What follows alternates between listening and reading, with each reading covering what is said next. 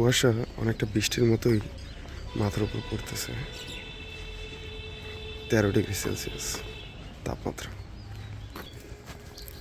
যদিও সকাল 8টা বাজে, দেখলে মনে হবে ভোর 5টা কি 6টা বাজে।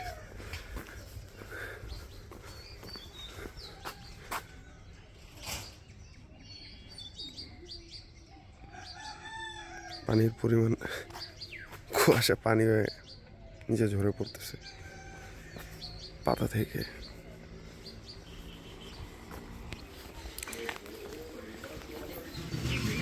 এই ঠান্ডা পরিবেশেও মানুষ জীবিকার জন্য রাস্তায় নেমেছে।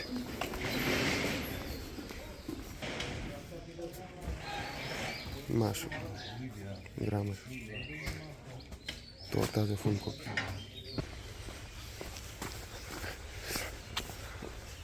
নদীর পাড়ে খুব একটা মানুষ নাই, যদিও এই সকালবেলা অন্যদের সময় খুব মানুষের আনাগোনা থাকে, বাজার জমে সকালবেলায়।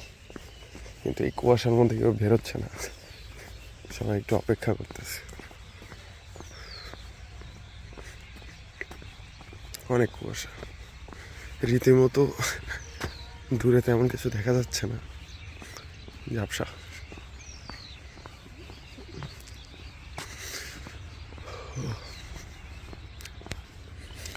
নদীর চরের জমি, এই সময়ে ইরি ধানের আবাদ হয়। অনেক জায়গায় ধান এখনো শুরু করে নাই লাগানো। তো এই নদীর পাড়ে তো সহজে পানি পাওয়া যাচ্ছে।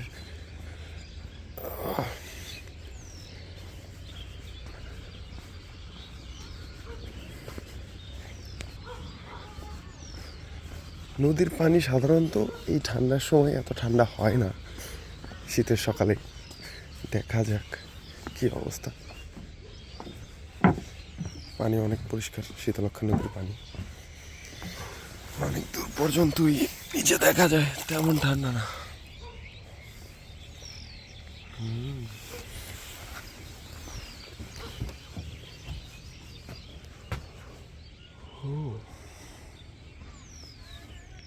স্বচ্ছ পানি, নিচে